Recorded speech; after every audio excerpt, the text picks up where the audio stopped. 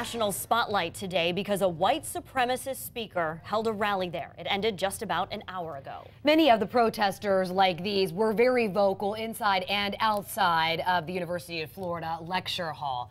By all accounts, it was peaceful. It was just really loud. We're talking about Richard Spencer. Many of you first heard about him in August. He was the key speaker in Charlottesville when a deadly clash took place near the University of Virginia. A young woman was killed. And many of you are asking why we're even giving him the time on TV. We know that a lot of you have kids either on campus or you have family in Gainesville. And after what happened in Charlottesville, there was a lot of fear that that same thing could happen at UF. So we want to make sure that you know what is going on. We have two crews right now in Gainesville. Let's get right to 10 News reporter Eric Glasser, who was inside the Phillips Center Theater. And Eric, it turns out that we heard a lot less from Richard Spencer than we actually thought. You know, Allison, Richard Spencer said that he wanted to come to the University of Florida to exercise his right to free speech and promote free speech. Well, I can tell you, he got a lot more of it than he bargained for. I would estimate there were about 1,000 protesters out here at one time. And inside the theater itself where he was giving that speech, it wasn't a whole lot different. Take a look at the pictures from inside the theater. You can see there were tons of students exercising their free speech, expressing their displeasure with Spencer's presence here on the University of Florida campus. In fact, for the first 45 minutes, they shouted down the white supremacist leader of the National Policy Institute. Several of them escorted out, but the auditorium itself already had lots and lots of empty seats, and many of them were filled with students shouting, "Go home, Spencer," Black Lives Matter, and even University of Florida chants like "Orange and Blue" and "Let's go Gators." All of it clearly frustrating for Spencer, who seemed to have expected a less confrontational crowd.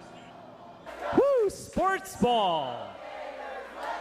That's a real great use of your time. You guys are really just drinking in the opium of the masses pretty deeply there, guys. Nothing says committed leftists like supporting a football program. I've been to many universities over my career. At certain times, there were dozens of people in the audience. It was very polite. So why are you all here? Why do you think that you need to suppress speech?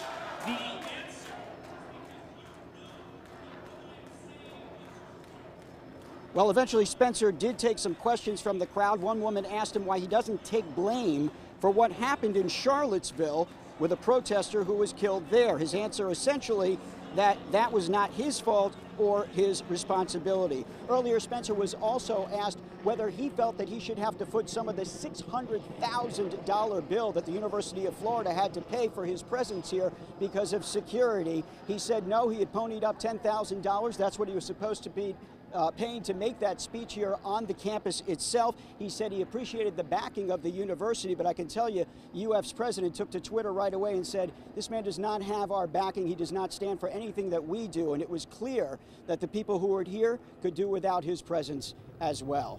Live on the University of Florida campus in Gainesville, Eric Glasser, 10 News. And hundreds of police were sent to the Gainesville area from all over the state just in case anything were to happen there. Yeah.